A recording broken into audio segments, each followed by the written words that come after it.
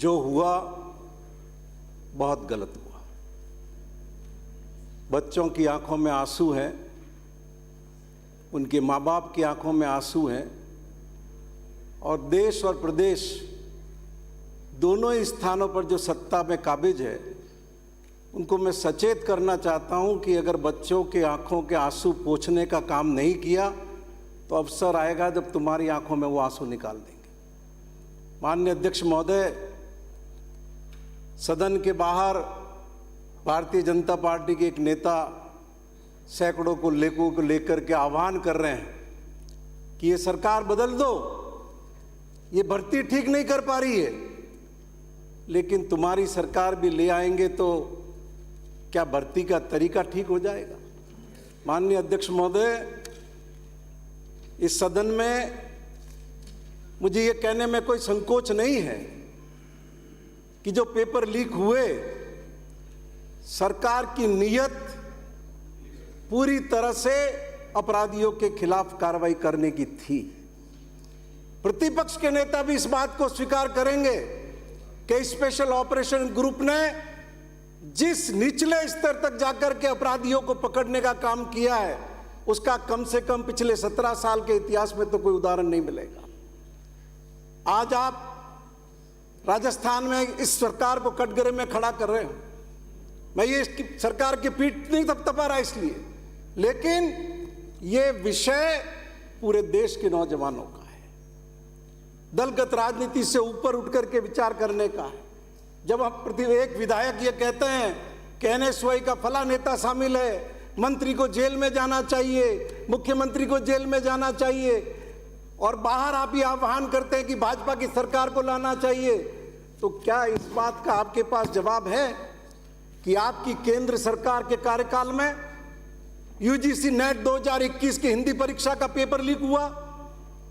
अगस्त 2017 में SSC CGL 2017 का संयुक्त स्नातक स्तर प्रवेश परीक्षा टियर प्रथम का पेपर लीक हुआ? थल सेना के लिए सामान्य ड्यूटी सैनिक भर्ती परीक्षा का पेपर 2021 का लीक हुआ? और जहां जहां जिन जिन प्रांतों में आपकी पार्टी की सरकारें हैं, क्या आप में से कोई भी खड़ा होकर के कह सकता है कि भारतीय जनता पार्टी की सरकार जहां पर थी वहां पर कोई पेपर लीक नहीं हुआ? माननीय अध्यक्ष महोदय, उत्तर प्रदेश यूपी टेट नवंबर 2021 परीक्षा निरस्त करनी पड़ी।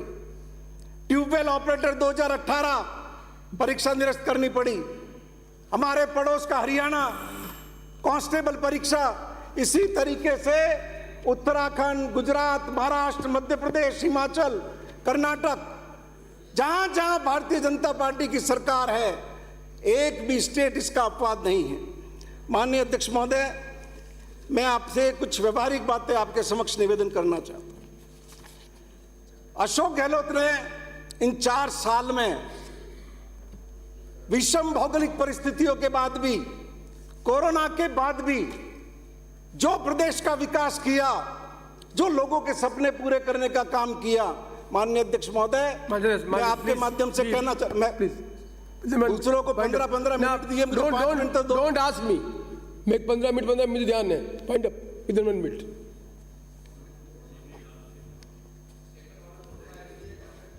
माननीय अध्यक्ष महोदय,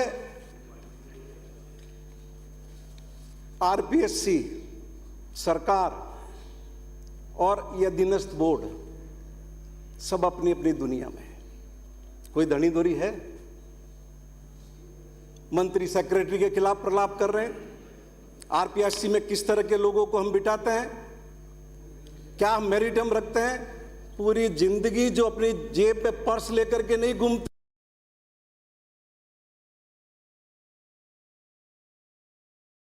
आरपीएससी में बैठ गए।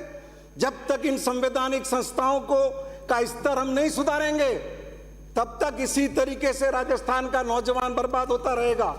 और माननीय अध्यक्ष महोदय, मैं निवेदन करना चाहूंगा कि जो लोग रीट में आरोपी थे या कैफे कॉफी डे में बैठ करके कॉफी पी रहे थे, क्यों नहीं पकड़ा जा रहा था उन्हें? कौन कौन जिम्मेदारी लेगा इसकी?